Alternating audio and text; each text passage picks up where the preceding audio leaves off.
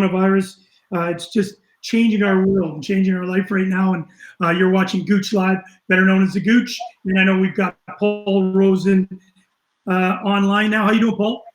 Doing great, doing great. You know, we got tipped off for a second, but we're back. We cannot be back. We got the great Daryl Sittler on the show today. You got it. You know what we're gonna do? We're gonna leave out. We're gonna get right to Daryl because he's in the green room behind the scenes. So we want to get him in right now. You and I'll finish the other parts after. We're gonna talk about Crosby and Ovechkin, which we got started on. But I'll tell you what, we are so lucky to have this guy here. Very busy schedule, and we've got him up today. I don't need to put his name up on the screen because you're gonna know this man. It's Daryl Sittler. How you doing, Daryl?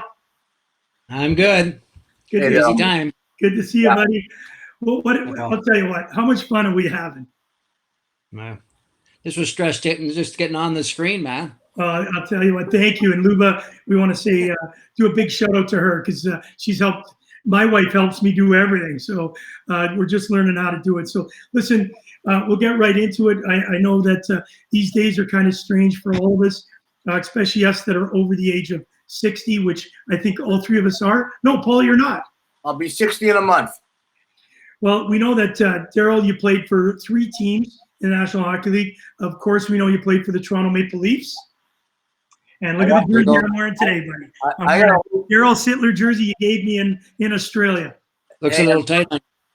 For me, I'm a massive Chicago Blackhawk fan. So to me, to put on a Leaf alumni jersey that Johnny Barra signed, you signed, it means a lot for me to have you on the show to put this jersey on.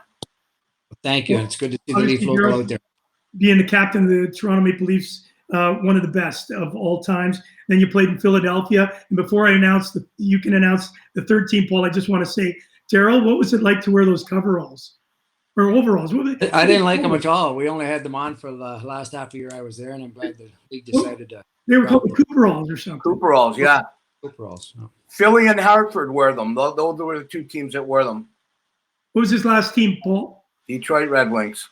Listen, 1,000 games, 1,096 games, 484 goals, 637 assists, 1,121 points, over a point a game. Paul, that's incredible. Unbelievable. You know, all you had to do is watch Daryl when he played to know how incredible the talent that he had and the talent that he played with. You know, for me, I want to just jump right in first because there's a question I'm going to ask him after you talk about his 10-point game, which everybody knows. But what was it like to play with some of the talent that you played with, Daryl? Well, I was fortunate when I was drafted in 1970. There were still a number of players on that team that won the Cup in 67. So I got to play with Dave Keon. Johnny Bauer just retired. George Armstrong was still on the team. And Bobby Bond, Paul Henderson, Normie Ullman, another great Hall of Famer, Ronnie Ellis. So I played with all those guys, and I watched and I learned right off the bat how important it was to be a Maple Leaf, the tradition that they had, the experience they had at being a Leaf champion. So I watched them, how they practiced, how they carried themselves off the ice, and I learned a lot from them. And then Jim Gregory, late Jim Gregory, was our general manager. He did a great job at drafting in the early 70s there, obviously signing Borje Salming from Sweden and Inge Hammerstrom, but getting Lanny as a first-round pick. Tiger was a second-round pick, Ian Turnbull, Palmatier. So we had a good group of hard-working guys with lots of character, and it made it fun to be around and be a part of that whole group as we grew together. Well, I'll tell you what, Daryl, we could sit here all day just talking about your accolades. We won't do that. Of course, people can go online, but we do have to mention a few here. Inducted in the Hockey Hall of Fame in 1989. Tell us a little bit about that, because that's pretty exciting and well-deserved. Well, when you start out your career, I don't think any player looks to have the ambition of being in the Hall of Fame. All you try to do is, play one game at a time, 1 year at a time, and then as your career goes on and you get a little longevity on it, and you have a successful career, and then there's obviously the opportunity that there might be a Hall of Fame election. I'll always remember that call. I got it from Jim Gregory. I was up at my cottage, and I was doing some work outside, and he called me and said, "Daryl, you've been elected in the Hockey Hall of Fame." So I'll always remember that. Back then, you chose somebody to be the person to present you the evening of the induction. My good friend Lanny McDonald had success with. He introduced me as in 1989, and then I think 3 years later, when Lanny was inducted in 1992, I got to do the favor back to him. So special thing. I mean, to be in the Hockey Hall of Fame. When I go down there, even now, and doing different corporate appearances and stuff like that, I walk around and kind of admire, the whole history of the game and the great players that I'm in alongside with.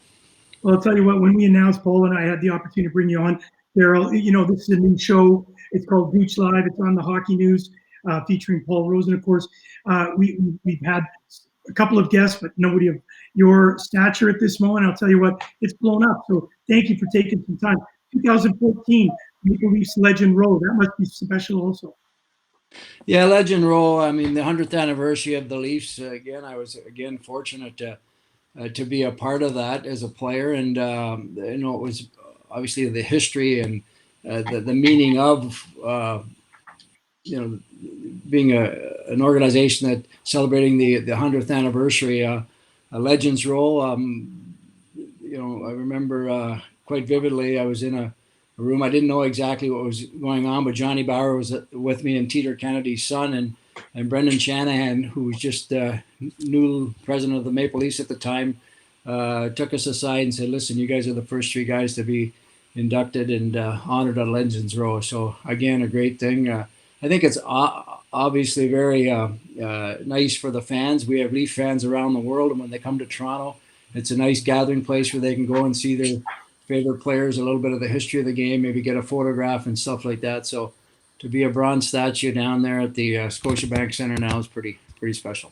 All right, Paul, just before you ask a question here, I want to tell all the people that are listening, Daryl, you still hold Maple Leaf records for the most amount of hat tricks, 18, longest point streak, 18, and you were the first to get 100 points for the Leafs. Well, I was fortunate to play on a pretty good line there with Lanny McDonald, who could score goals from anywhere. Errol Thompson was a great winger, a lot of speed, good backhand. And then we had the two guys on defense, Boreas Salming and Ian Turnbull. So when the five of us were out there, we were pretty potent offensively and had some good coaching. They put us out there and gave us the opportunity to play the power plays. And I think we got a little bit more ice time back then than they do now. Mainly, you just basically played three lines, and you had a couple guys on the fourth line that got out there a little bit here and there, but I was fortunate to play with some great players in that period of time. Yeah, fantastic. And, the thing I love about the players, I had a chance to do a couple of events with you. I think the last one was Soldier On at the old Maple Leaf Gardens at Mattamy Center.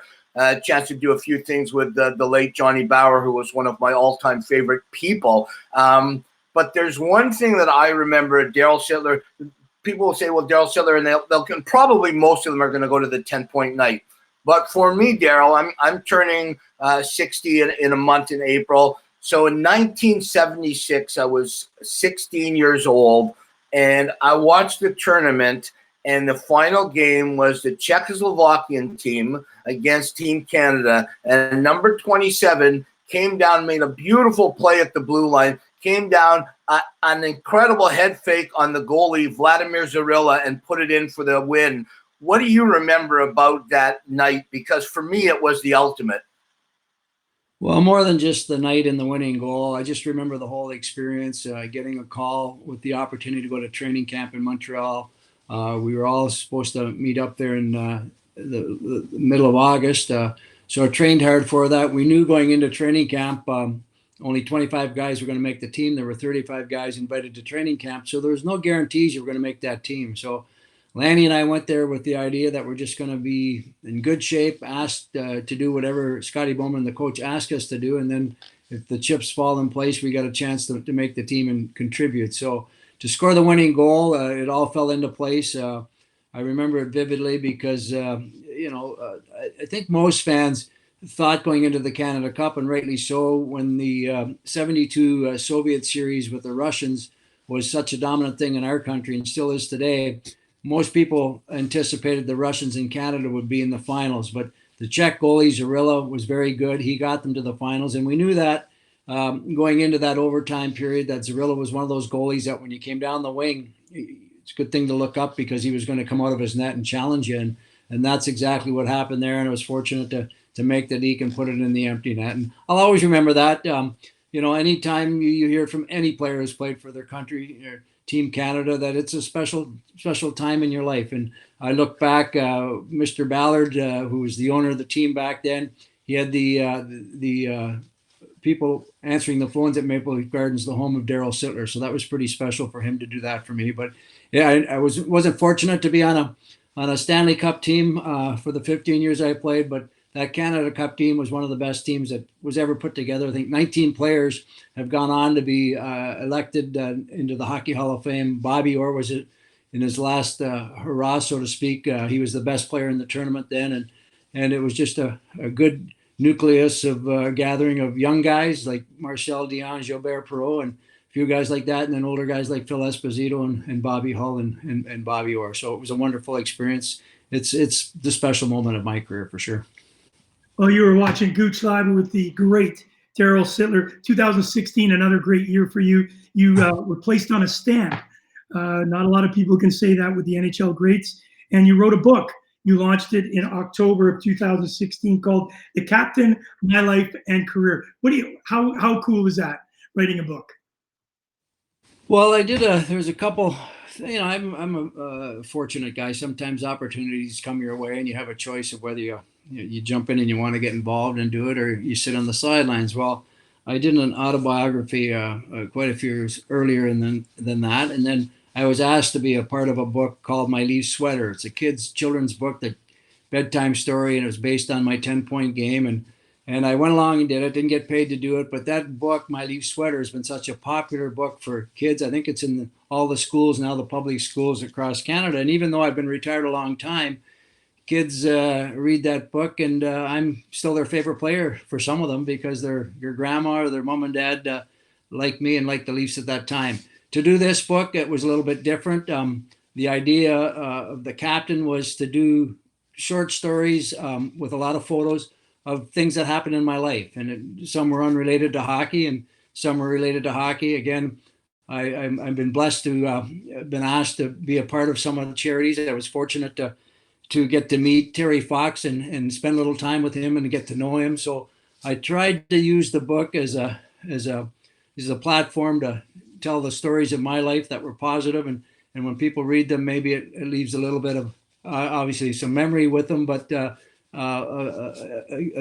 some idea that they can go out and do something with their life that might be able to help somebody else and make a difference. So that's basically what it's all about. And you have these things in your mind, and if you don't write them down and do it, who knows how long any of us are going to live. But the fact that it's in a book now, my kids can pass it to their kids, and I give Mike Leonetti a lot of credit for doing it. He was the guy that really talked me into it. And unfortunately, after the book was launched, we launched it in the end of October, early November. Mike had a heart attack about a month later and passed away. So I really felt for he and his family at the time, unfortunately, but I'm very blessed and fortunate that he actually took the time and the effort and spent a lot of time doing it. He was very proud of the book as I am. So I'd like to give a shout out to Mike and his family for sure.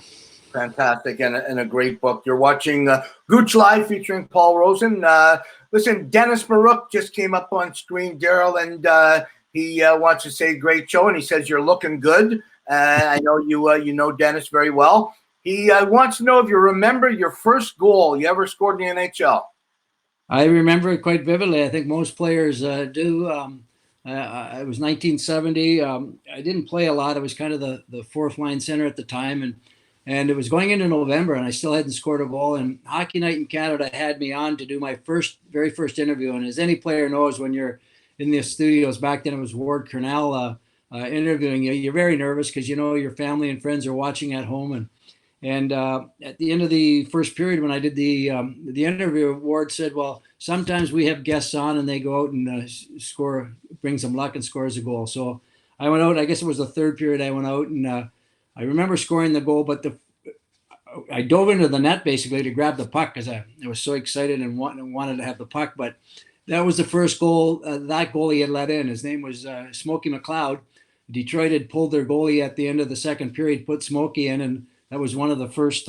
Was the first goal that he ever let in the National Hockey League. But I got the puck. So Well, that's incredible. We got a couple other things. Fourth in ranked list of the top 100 Leaf players, and also you were named one of the top 100 greatest NHL players, and I'm putting you in the top 10 there. Listen, we have a chance to meet in Australia for our ice hockey classic. I gave you a shout, and you said, "Listen, I'll come only if I get to bring my friend Dave Taggart Williams, and of course Luba. How could you forget bringing Luba?" And you and I went out together with my wife Tony, Luba, and Tiger and his wife. Off the top, I really apologize. Brenda, yeah, Brenda. What a beautiful, beautiful. We're three blessed guys. We have three beautiful women in our life. But we sat around in a little restaurant, if you remember, in Melbourne, Australia, and Tiger put on the show. He told us stories that just, I'll tell you what. Do you ever get tired of listening to you tell stories? I love being around Tiger. I remember when he first came to the Leafs when we drafted him. When a guy's coming from Western Canada and his name's Tiger and he's led the league in penalty minutes, there's something a little special, something a little different with him. But he's one of those guys. When he came as a second round pick, he did everything each day, day in, day out, to make himself a better player. He would work on the things, and he'd work hard at them, on the things he couldn't do well. And he turned into having a 15-year career in the National Hockey League. One year he scored 30 goals, but he's one of those guys you want on your side, whether it's on the ice or your side in life. If he's your friend, and he'll go to bat for you in any way he can. I have a lot of respect for Tiger and Brenda. They were good friends of my late wife, Wendy, and I, and now with Luba in my life, become very close to Tiger and Brenda also. He's a special guy. He's went through some difficult times, but I know Tiger the way he is. He's a positive guy, and he's a good guy, and he would do all the right things for the right reasons. So I'm glad you got to give me an opportunity to talk about my buddy Tiger. And a great showman, an absolute great showman. When he scored and he rode his stick up and down the ice, it was incredible to watch. Okay, we have to ask, I'm sure you've been asked a million times. First of all, how many times have you been asked about the 10-point night? And how incredible was that night when the game ended and you got back to the dressing room and you got a chance to take a deep breath and realize what you had done? How did it sit?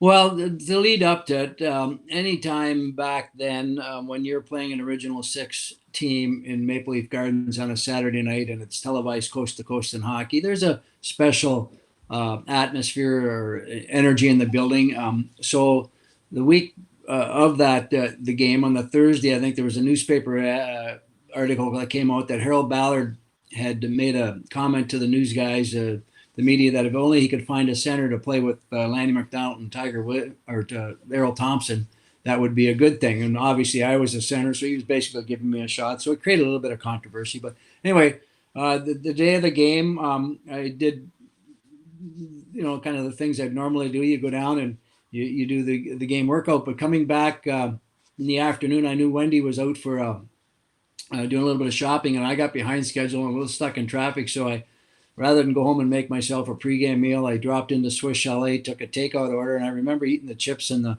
the gravy and the chicken on my way to my house so I could get a good sleep. So I go down that night, started the game. I think at the end of the first period, I had 3 points, which was great. Anytime you'd have 3 points in a period would be awesome. Going into the second period, things kept falling into place. And at the end of the second period, I had 7 points. And that's when the statistician, Stan Obodiak, at the time came down to my stall in between periods. He said, "Daryl, I don't know if you know it, but you got 7. If you get one more, you tie Rocket Richard's record."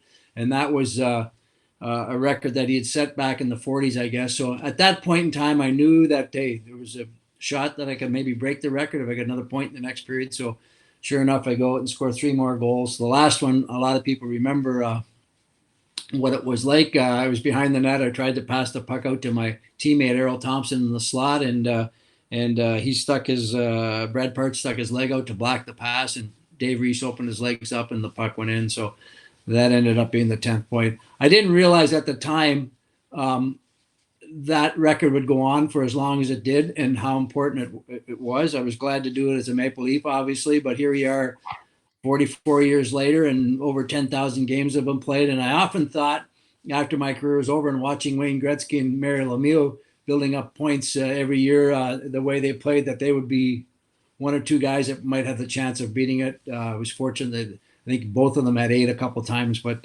still glad to hold the record of 10. Well, we have a lot of people online here just saying hello. Lori Fenelon from Sioux Lookout. I know your dad was a big Daryl Sittler fan. Greg Ehrlich out of Chicago. Pete Bombachi. But I've got a guy that just sent a note to me. His name's Dan Boyve. Daryl, there's rumors that you're the only person that holds the full-length copy of your 10-point game because CBC has said that they lost it. Is that true, or do you know? No, I do know, and just to clear it up with everybody, after I scored the point, they had an evening to honor me, or luncheon, and I was given the old reel of the tape at the time, and that again was back in '76, and I'd kept that, and then moved to a number of different places, and then in the early, I think it was in the early '90s or mid '90s, I decided to take that tape and put it into VCR. So I had a couple copies of that VCR of the game. And again, in moving, and I thought it was in a certain place. And when I went to get it back in 2002, 2003, I couldn't find it. And I looked everywhere for it, and people thought that I was hoarding it, and I wasn't hoarding it. I'd love to have that. I'd love it for the people to have it. But in the meantime, what I did, I had all the goals, highlights taken off that reel. So people do have each goal at the time. I remember doing that with the company that I was involved with. Retrieved the VCRs back, but I don't know where they are. They might show up some place where I never even thought to look, but I've tried to look everywhere, and I wished I had them. Hey, well, thank you for clearing up, Dan. Thank you for sending that in. Listen, we had another person. We'll see if you can guess the name. They just wrote in. They said, "Who was one of the linesmen on the 10-point night?" Ray Scampanella. Yes, sir. He'll be excited to know that you knew that. He was so excited to send me this. So who was the other one? Is Ray there now? Was it John? Macaulay was the referee. I knew that. Well, you know what? We got to ask. Ray sent this in, so we're going to have to ask Ray. John Macaulay, yeah. Let us know that. So also John D'Amico. We'll find that out. We'll find that out. So great knowing those. In 2004, you were on a Canadian comedy TV show called Corner Gas. Did you enjoy that? Did you enjoy the whole process? Well, to be quite honest with you, TV, as you know, it's done. You kind of hurry up and wait when you're doing those shoots and stuff like that. But I flew out to Saskatchewan. I think it was in Regina or Saskatoon, one of the places we were shooting it. Anyway, I flew in the night before. I didn't get in until about midnight, and I had to be on the set at 6:37 the next morning. And then I was on a plane by noon. So I was in and out, did my shtick, and really didn't have time to spend much time with the cast there. But I certainly enjoyed it. It's amazing how many people watch that. And when you're shooting your own little segment of it, you're not sure kind of how it's going to work out, the whole story behind it all. But I'm very happy with it. I have a copy of that somewhere. I haven't looked at it for a while. But, again, I'm fortunate through my career to have those opportunities. Here's a kind of an interesting story for maybe your audience that's listening, is that so when I was 20 years old, I'd signed a contract with the Leafs, and Alan Eagleson was my agent, and the CCM hockey stick and equipment company, Eagleson threw me into a deal with the bigger names like Bobby Hull and these other guys were in it. So, but because I was a client of his, I got to be a part of that CCM contract. So one of the things I had to do was an appearance, and it happened to be down at the sports floor on College Street, old Eaton's store there. And it's a Sunday or Saturday afternoon, and I'm in there,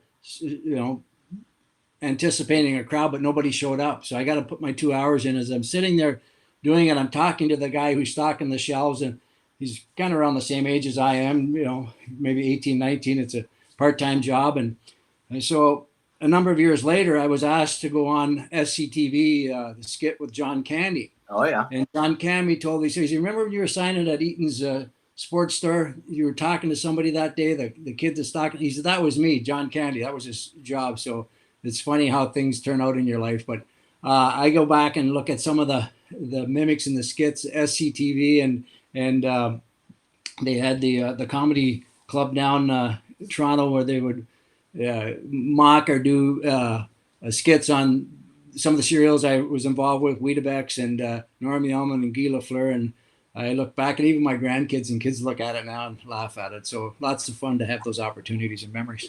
Well, we'll give you a few seconds here. I know we've been getting unbelievable stories by Daryl, but I just want to acknowledge a couple of people. Barry P. Lewis is in Manitoba, all-time greatest Leaf.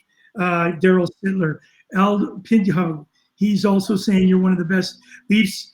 And of course, we've got Vera Korvalev. How do you say that name? Sorry, Paul, do you know Vera? He played in the NHL. Yeah, the last thing you want to ask is me to pronunciate names, Gooch. Not going to happen. That name, I'm not too good with names. So Korvalev? He's an sorry? Korvalev? Korvalev? Yeah, Vera Korvalev. Mm-hmm. She's saying hello. She, her husband played in the National Hockey League. I don't recall his first name, but I remember him playing, and she has reached out to say hello. And then Tommy Yo, he shared a houseboat with you or something. You know the name Tommy Yo?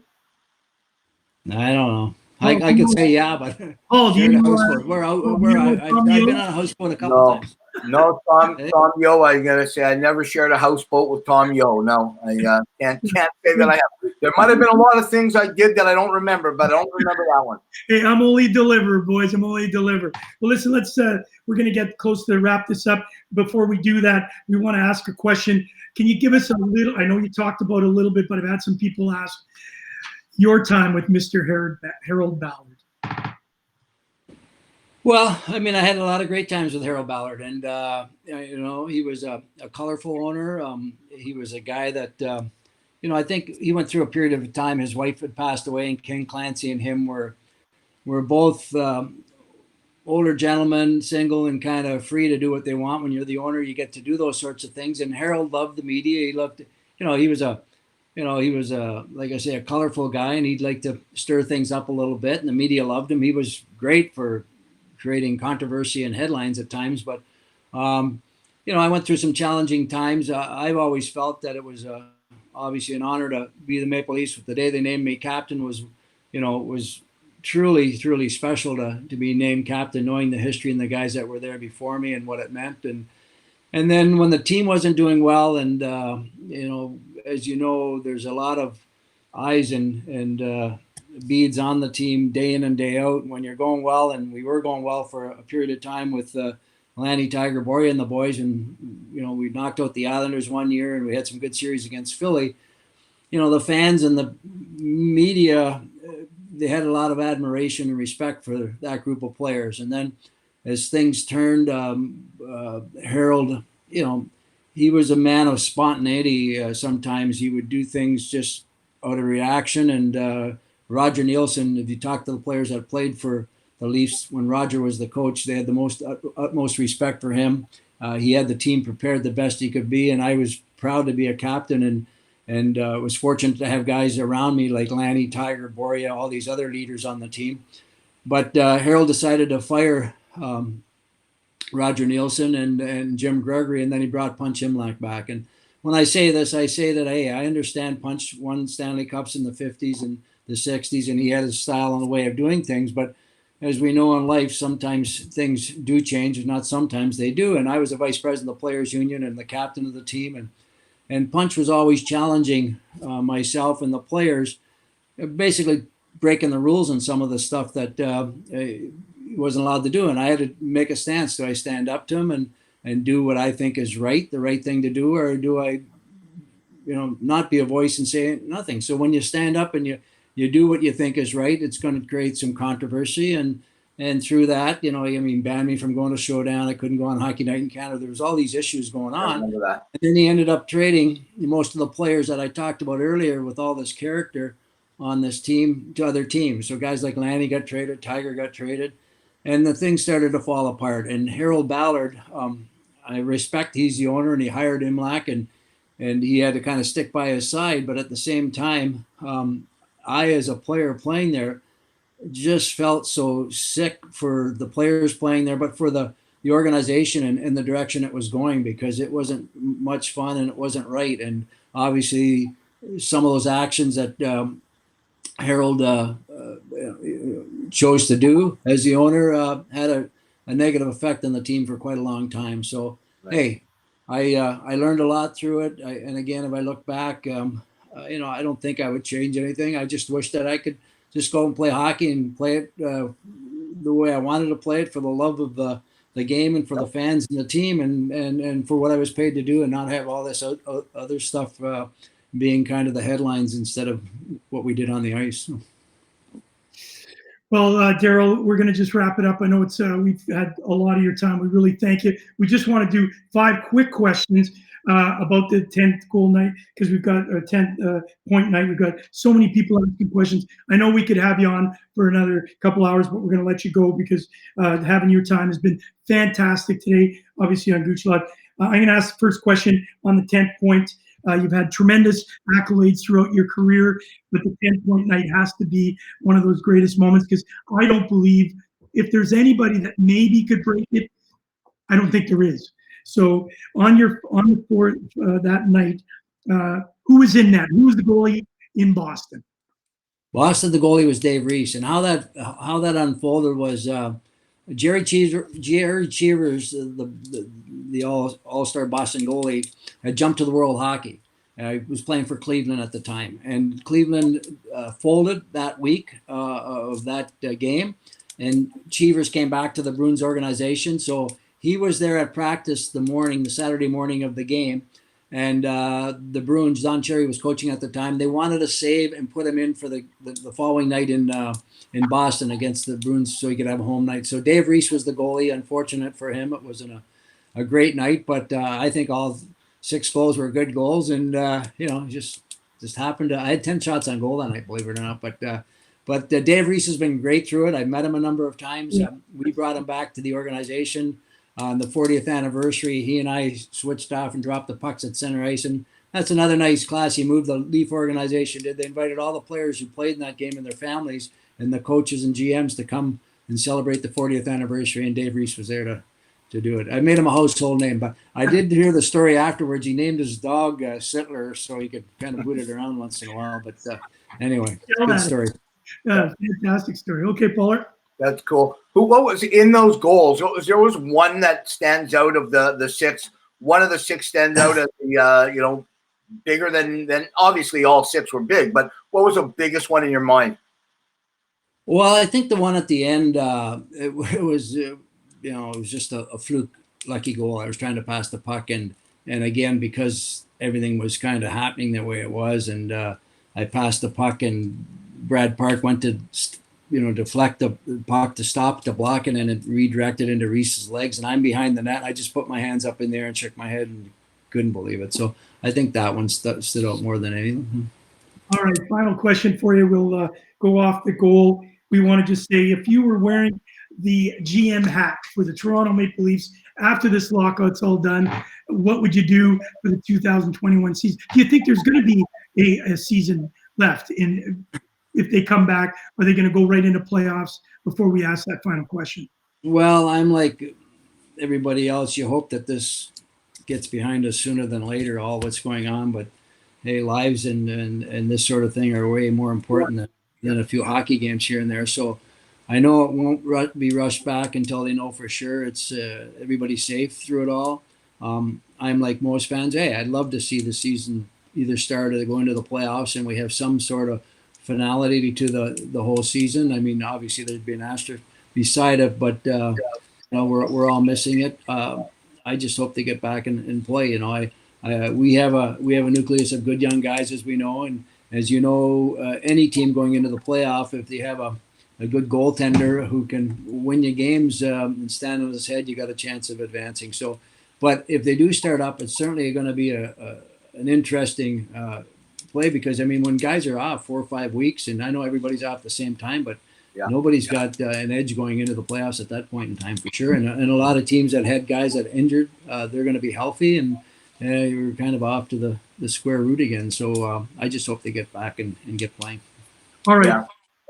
Sorry, last question from me, Daryl, and thanks again for being on the show. Huge fan of yours. I know we both have a mutual friend in Joe Arford. I can go back years with Joe, and I know he's a real good buddy of yours. Who was the toughest goalie that you had to play against when the game, you're in the dressing room, you're ready to go out, and you're going, oh my God, I got to go against this guy tonight. Who was the toughest goalie? Well, there were a lot of great goalies back then. I mean, Bernie Perrant was very good in Philadelphia, and one of the teams that was really tough in the 70s, the goalie was tough also, was Ken Dryden. And Ken Dryden was a big guy back then. There were a lot of goalies that weren't that big. Palmatier wasn't that big. Rogie Vachon, they were small, but Dryden was big. Plus, he had three very powerful defensemen in front of him, Robinson, Lapointe, and Savard. So it was hard to get good quality shots on goal against him. So Tony Esposito was very strong in his prime there too. He played a different style, a butterfly style. But one of the tough goalies in the world was Tretiak for the Russians, the Soviet team. He and I were elected in the Hockey Hall of Fame in 1989, the same year. I think he was the first European player to be put into the Hockey Hall of Fame. But he was another great goalie that had a great career. So. Well, you've been watching Coach Live featuring Paul Rosen. We've been with Daryl Sittler. Daryl, we can't thank you enough for taking some time. We want to do a shout out to your beautiful wife, Luba, for helping us put this together. We could talk for hours. You've got more stories in you. I know that we've had such a response on our little Facebook Live. I've actually got one out of Germany. He's up watching Hans-Gert Schofs. Paul, he's our favorite. He's on every show so far. Watching every show. He should be number one fan. The only thing he says, if there's anybody that could beat the 10-point night, he says it's Leon Draisaitl. And I say, hey, I love Leon. There's no way he's beating Daryl Sittler. Daryl, thank you so much for being a part. Hey, let's do it again. Happy to do it, share stories with you. Because you know what? Next time we get you on, we want to hear about the Leafs then, the Leafs now. Yeah. And if you were the general manager, what would you do? But we're going to save that one because I think you. Because I don't know what I would do. I know what you do.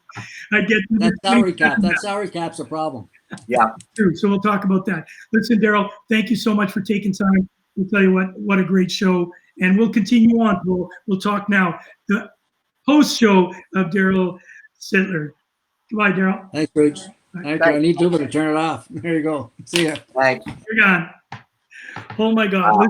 What a great opportunity! Listen, there's so many questions and so many things. So I think, Paul, let's take a few minutes. You can look on side here, and we'll just make some comments before we wrap this all up because it was way better. I'll tell you what, way better than I think you and I could think of to have a guy and so honest, so candid. You know, he had a little bit of a tough time with Harold Ballard, but he was very respectful. And some guys won't talk about it, but he was really good.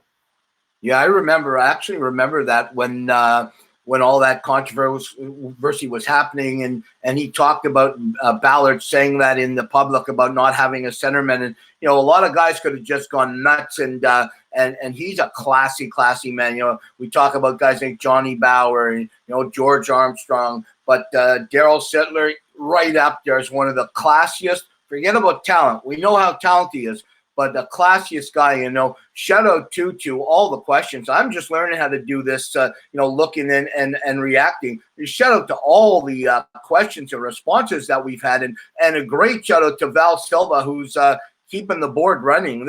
I couldn't do it. So Val, man, thanks. This is great.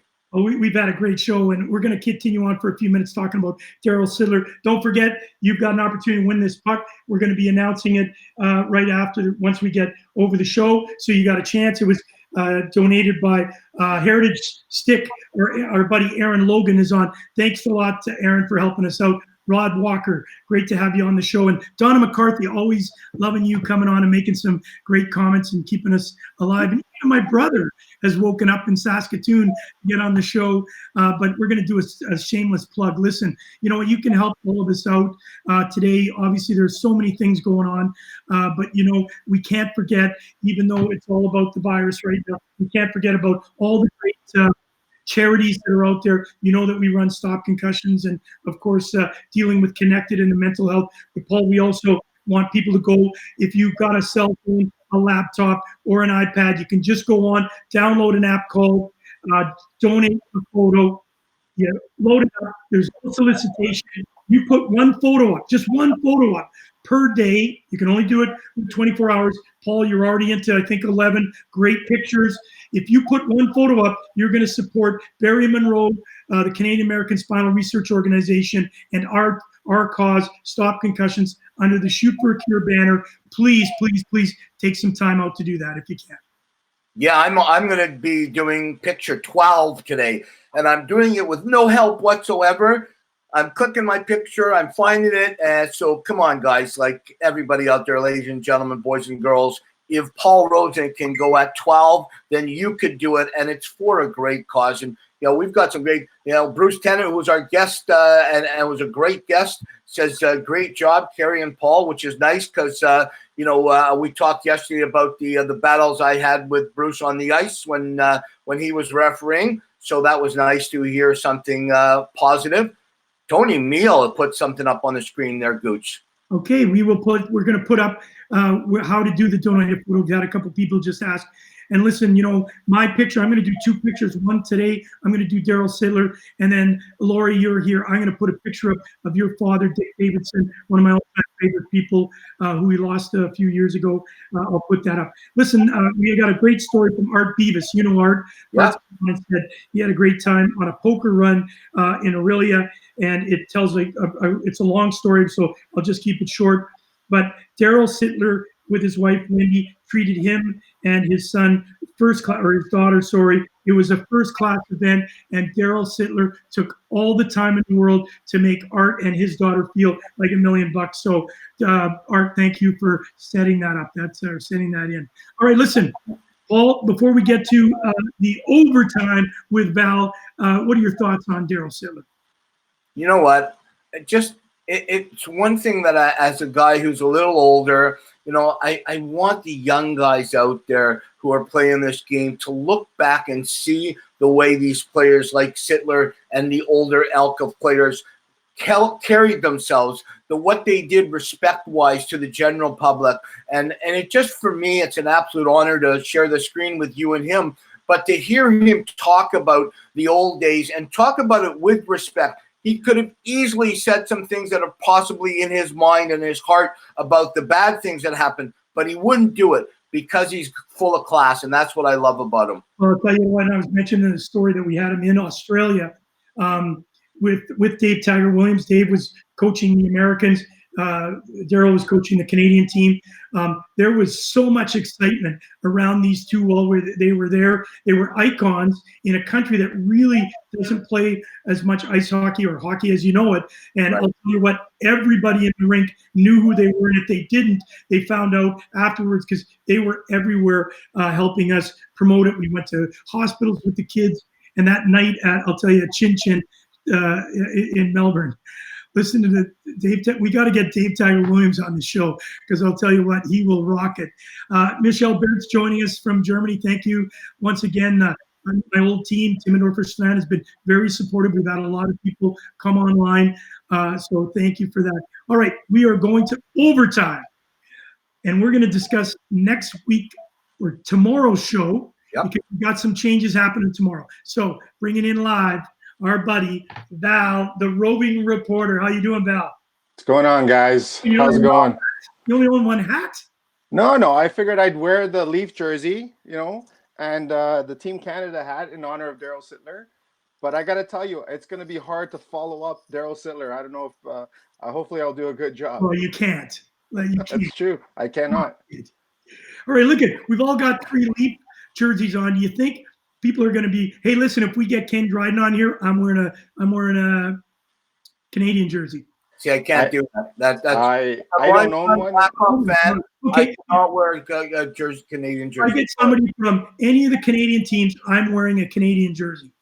Matter of fact, if I get any, you see, we're going to have a heck of a roster going forward, guys. We've got Jimmy Thompson, LA Kings. He's coming up on Monday. You know who we've got on Sunday? We've got our buddy Brian Prop from the Philadelphia Flyers. So we're going to have we're going to get a lot of alumni going. Just want to announce the reason why we don't have any of the NHL players is because they have been requested to keep their interviews down solely for the majors, which is, we understand, we fully understand that. So when they're allowed to come out and interview, we've got a bunch of the guys lined up. So let's be excited about all the NHL alumni players that we're going to have over the next 2 to 3 weeks, entertaining just like Daryl Sittler did. Val, tell us about Daryl. I thought that was really cool, some of the stories he had. You know what? It's always great catching up with some of these players who've and alumni who've played. They can tell you a bunch of stories that don't necessarily always make it out into the public via news feeds and stuff. So just chit-chatting and just having great conversations of stories. It's like you're put back there at that specific time when they're going through it. And it's just great to hear. It's a part of hockey history that you don't get to hear or read about all the time. So when you are able to sit down and chat with a great player like Daryl Sittler, take full advantage of it. It's really, really fun. Well, we're going to hold it to him. We're going to get him back because I'll tell you what, he's got a lot more stories. I read his book, and I'm not a big reader, but he gave me a copy while I was in Australia. I had a chance to read great pictures, great big letters, unbelievable, a lot more stories. And okay, Val, wrap us up with what's going on, obviously, with our show today. Okay, so going on to our show, we have a couple of things that were mentioned during our interviews. So we mentioned the Cooperalls. I am actually going to give the point to Paul today because Paul actually came out with the full name, Cooperalls. And it was Philly and Hartford that I want a video replay of that. You know what? There's no VAR in this this podcast, so we're just going to watch when I post it on YouTube. I'm going to watch it. I'm going to give it to Paul. He's got it. It's 1-1, but I'm going to look at it. All right. Also, did you know that Brett Hall wore a pair of Cooperalls also in junior when he played for Penticton? Yeah. You know what? There was a few teams in the Western Hockey League that wore them. The Swift Current Broncos wore them. The Kamloops Blazers. The Flyers and the Hartford Whalers. And the Blazers wore too.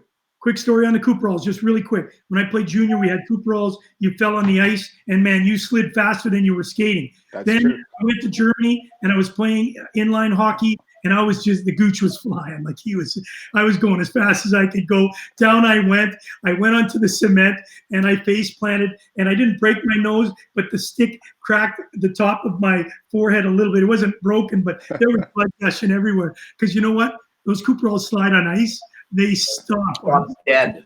Yeah. It's like wearing windbreakers back in the day when we used to play outside in the middle of the night. All right. Also, I you know what? We're gonna have to get in touch with our good friend Ray Scapinello to see who that second linesman was on that ice. Right, we'll do that. Unfortunately, I have not been able to locate it. I've searched and searched. All you do see is the handwritten copy of the 10-point game sheet, and it doesn't list any of the officials that were on that ice. Right. All right. All right. But I do have a little question for either one of you. Can you guess at what the attendance was at Maple Leaf Gardens for that evening without looking it up? It was a sellout. So back then the Gardens would be somewhere around 18,000, I'm saying. I'm going to say 16,229. All right. So Kerry wins the trophy today. It was 16,385. Holy shit. Google, you failed me. You had something funny to say 16,229. I think he did have a little help. I do believe he had a little help. What a joke. I'm big enough, man. I don't care. You win. God bless. No. We're still at 1-1, gentlemen. 1-1. My brother's saying he's still got those Cooperalls. Yeah, but they don't fit on Lawrence nowadays. That's true. Right. What do you got? Is that it, Val? What do you got for us? That's it. You know what? Tune in tomorrow. Tune in tomorrow and on Sunday and next week. We got a fun-filled show coming up. I will also be touching on a few of the topics that a number of our viewers brought up. I will be bringing back basketball discussion because it has been asked to be brought up for a small segment. We will do that, plus touch on a number of other sports, and we'll keep up the scorecard between yourself and Rosie. All right, and we'll make sure that we give away the pucks. We will post it online. Want to do a shout out from Winnipeg, Grace Lawrence. Thank you for joining. And she says I'm a splitting image of my father. Oh my God, I must be old or something like that. Wow. before we let go, let's talk a little bit about the new show. We're starting tomorrow, and we've got two incredible guests, like two of my favorite guests. I know they're your favorite also, Yep. Paul, but tomorrow we're going to start. Why don't you outline the show tomorrow? Tommy Grossman and Kevin Yoon helped us develop it, and Val, you're putting it all together, not only graphically, but behind the scenes. Wow, no pressure there, folks. Let's see if I can pull this one off. So All right. tomorrow we're going to start off with the boys just warming you up the show with a little discussion of what's going on in the hockey world, hockey sports world around the world. And then we lead into our first intermission where we will have a number of discussions continuing. Then we get into Rosie's rant. Rosie will be discussing anything that's sports related, whether great or good or bad, as they say. And then we move into our first interview with Sammy Jo Small, four-time Olympic champion. She will be joining us for the first period discussion with the boys. And then we move into our first intermission. Stop making me laugh, Carrie. Stop making me laugh. So hold on 1 second. About 1 second. You're getting ahead of yourself. So we're going to do a warm-up. You said yes. Then the first period, we're going to just do talking the first period. Okay. First intermission's Rosie. Oh, yeah. Second period is Sammy Jo Small. Correct. Second intermission is Gooch doing his What the Puck. Correct. Third period is going to be the great Kevin Shea. Shea. There you go. Hockey historian and author. And then the end of the game is our overtime, which is the great Val M.J. Silva. I don't know about the great Val for Did I get that right off the top of my head? You did, Paul. You did. Right. Hey, Val, really sorry. I did throw that out at you. I knew that. No worries, buddy. You see how I screw it up all the time with the technology. I finally got that working, right? It's doing good. So I wanted to throw somebody under the bus, and I couldn't get Paul today. So no worries. Always here. We're really excited about having you. And people out there, if you don't know, it's difficult putting shows like this together. Obviously, you need somebody behind the scenes. And not only are you up front now with this, Val, but more importantly, I'll tell you what, having you talking in our ears and putting this stuff up, Paul, I think you can agree, it's made a world of difference. And we're really, really excited. Yeah, 100%. I've had the chance over the number of years to do some things with TSN and Sportsnet, and then have my own show, Rosen Report. This is not easy. You're out there. Some people might be out there and saying, "Well, there's a glitch here. Kerry doesn't have his ear," or Rosie looks at. You know what? It is so simple to criticize, but I'm telling you, we're doing the best we can. We're going to try to get better every single. That's a great thing about Gooch and myself. We admit when we need to get better, and we try to get better. And Val, you're doing an incredible job helping us out, especially the side where we know what's going on now. I've done things with professional broadcasts, and this is really good. And ladies and gentlemen, we're only going to get better, man. Tomorrow, watch, because Sammy Jo Small is not only an incredible athlete, an incredible person, started the Women's Hockey League. Kevin Shea for years with the Hockey Hall of Fame. Tune in. Don't miss it. And you know what? We're going to be talking about some Australian really cool things that he dug up out of the Hockey Hall of Fame. We'll tell you about that tomorrow. Listen, please go to donate a photo. I know it's tough times and people are out there, worrying about their jobs and all that sort of stuff. You don't have to put a dime out. All you have to do is put a photo up onto this app. No solicitation. Johnson & Johnson just want to engage our people. So I can't thank you enough for doing it. Paul, you're great. Val, you're great.